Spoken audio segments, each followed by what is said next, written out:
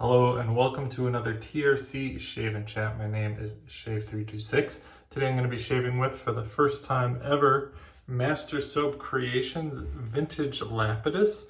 You might have remembered my video where I shaved with this for the first time. This is wonderful. Check out the scent. I've used it 3 times now, but it is heavily mentholated.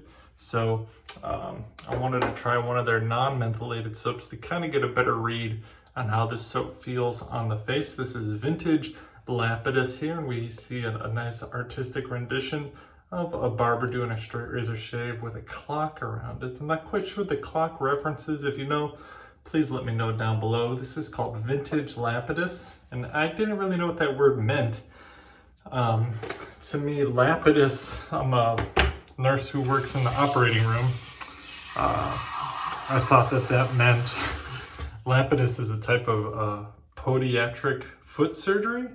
And so I didn't know what that meant. So I know barbers have like a background in doing surgical procedures.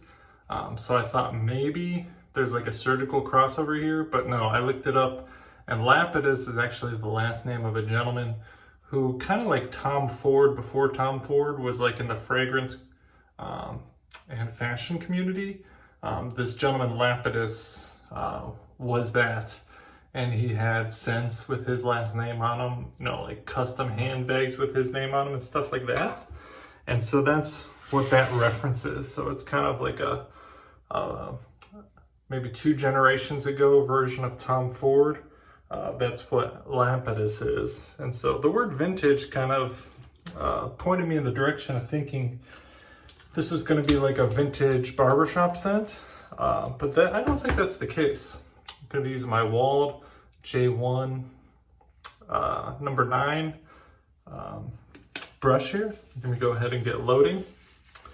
And so yeah, Vintage Lapidus, the name vintage kind of made me think it was going to be leaning vintage. Like I was expecting something like Old Spice or Brut or Aqua Velva. Something like that, and that's not the case. I think it smells more modern than those, like maybe a generation more modern than those. I think what does make it seem a little bit vintage by this point is that it has the main feature of this soap, I would say, is like a colonia musk, in that the strongest note is really the base note. And it's a kind of a musky base note, and I say musk in like a cologne musk way. I don't mean like an animalic musk or like a funky musk. I mean like a colonia musk. And it's really quite nice and quite buttoned up and gentlemanly, like night out on the town almost. The scent notes are quite robust. Pineapple, lavender, artemisia, juniper berries, lemon, bergamot, honey, incense, pine tree, rose, Brazilian rosewood, jasmine, caraway, orris root, lily of the valley, petitgrain with tobacco, patchouli, oakmoss, amber, sandalwood, musk, tonka bean, and cedar. So basically like every note known to man. And I usually don't read scent notes like that, except to convey that I think this scent is on the professionally blended level, in that you can name all these scent notes and you might not be able to pick them all up. That's how well blended it is. But it just smells good, and it smells gentlemanly. I don't want to use the word mature, because people sometimes use that in a derogatory way to describe older, powdery barbershop scents like Old Spice and Skin Bracer, stuff like that. It is not in that vein. If you're buying this because the label has a vintage barbershop portrayed on it, thinking that this is going to be like a vintage barbershop scent, I don't think it will meet your expectation in that. There's no powder, there's really no oakmoss, none of that going on. But what you get is a very gentlemanly, buttoned up musk colonia that I think smells really good. And I would definitely feel appropriate wearing this fragrance getting the splash and enjoying it is like a night out, a fancy night out even, and feeling confident and handsome wearing it. So good job, Master Soap Creations, for putting this out. I think it smells really good, and I'm definitely excited to do my first face lather with your soap base without it being heavily mentholated, so I can really appreciate the skin feel of the soap. And I made the comment, I think on my Instagram, that I think this soap base kind of reminds me a little bit of Barrister Man Excelsior, and that it is pretty easy to lather. It makes kind of a medium structure soap, meaning that it bubbles up, but it can also take a lot of water and become nice and creamy. So it's not one of those like super low structure soaps, and it's pretty easy to work with. So I really like soap bases that are like this. Kind of reminds me of like Moon Soap's soap base, a soap base that I like and use a lot, quite often for those exact reasons. I find them easy to use, easy to lather, and consistently deliver a good shave. So props to Master Soap Creations for that. They are an artisan out of South Africa, so that's pretty cool to have an artisan both entering the hobby and then also the razor company representing them by offering those to us here in the States. The soap had to go a long way to get to me. I'm out here in Hawaii, and that soap had quite the epic journey to get all the way out here, and it is quite cool. That is never missed on me in this hobby when a soap makes an epic journey like that, be it a soap or a razor or a brush. This brush was made in Germany by Volge Shaving. Hand-tied knot. This is the J1, his first generations of knots that came out back in May of 2021. He only released 10, and a few oversold, so I think he ended up making like 15 or 16, something like that. And this is number 9, so this is one of those original 10, and it is very nice for face lathering like this. It is really, to me, become my favorite experience in wet shaving, to get a very luxurious brush like this, get a very luxurious soap like this, and just take your time and have fun lathering it. It's going to be the Rockwell 6S. I had this plated in rhodium for both aesthetics and supposed glide, and I think it works. It feels a little more slick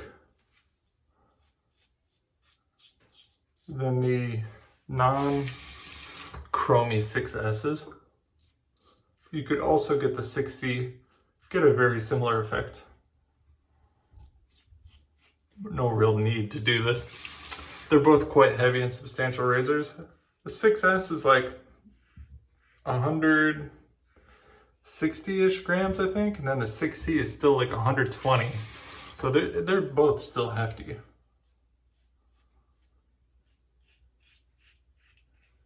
And I had a second time use Svashgad blade in here. And as I'm shaving this and getting whiffs of the scent, the version of the scent lathered, it smells pretty consistent with the off the tub scent. So I think maybe if you get this soap and you get the tub, you don't like it, it's not going to transform a lot for you once lathered. I did find that with their peppermint latte soap, that the coffee note tended to pop more once lathered that I couldn't appreciate off the tub. So each soap is kind of unique in that aspect, whether or not you need to kind of lather it to get the scent to fully show itself. Tons of flow through on this brush. I didn't do a ton of water additions on the soap, and it seems to be just fine. So like I said earlier, very easy soap base to work with. The first pass felt very, very slick to me.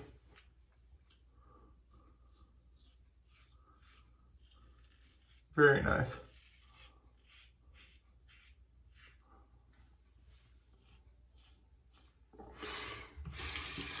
So have you ever heard of Lapidus as a fragrance fashion person?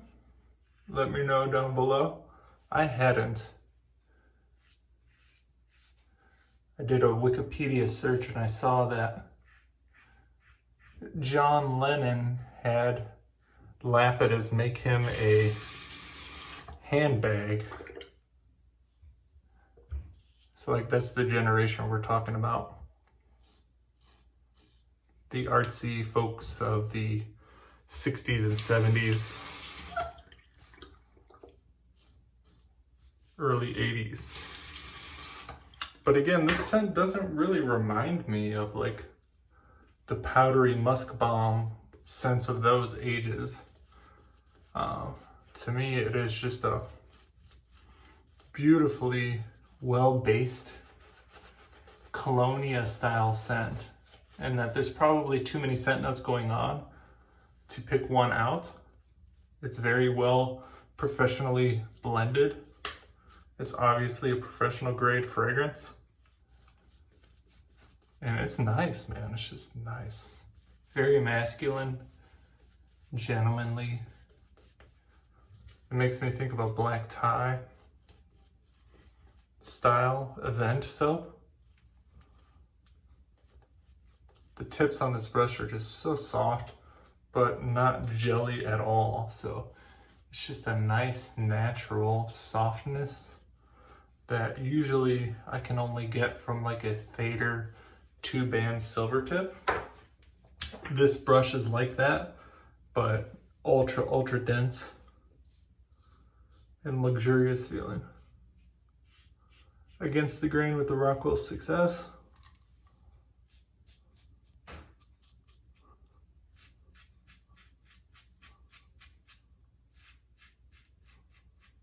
One of my favorite razors. It's just always been good to me, and was the first razor to kind of make me fall in love with DE shaving, and really made me feel like it's something I could actually do and incorporate into my daily routine. So I'm very thankful to have discovered it at the right place and the right time. And despite trying razors that cost way more, this is still one of the best to me. Many razors that cost way more than this Rockwell have come in and out of my den, but I always have a Rockwell.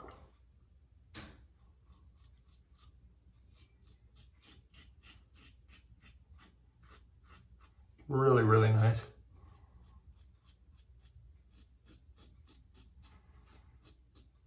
Wafting this great scent up into my nose. It's a pleasure. Really good. I am a fan.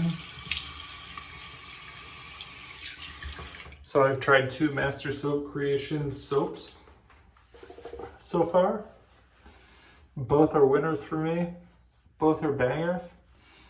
Neither have any adverse effects for me. The scents are strong, very strong, above average scent strength. But I get no like fragrance burn or anything like that, no tingle on my face. My face feels really good. It's my first time using a non-mentholated Master Soap Creation soap, and my skin has like a nice cosmetically tacky feel to it. Almost like, kind of like when you use like a hyaluronic acid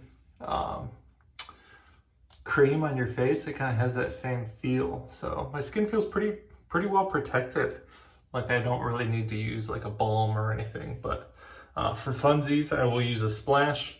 I saw the razor company's Instagram tease that these are coming back. I love this stuff. This is Williams Aquavelva Spanish formulation in a glass bottle. It is one of my favorite splashes. It doesn't burn very much.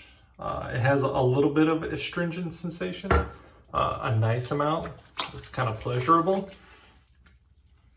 And then it has just a smooth barbershop, old school scent. Not too musky, not too powdery. And then just a pinch of menthol to really make you feel like the shave went great. Because it did, thanks to these awesome projects. And thanks to the razor company for making the shave happen.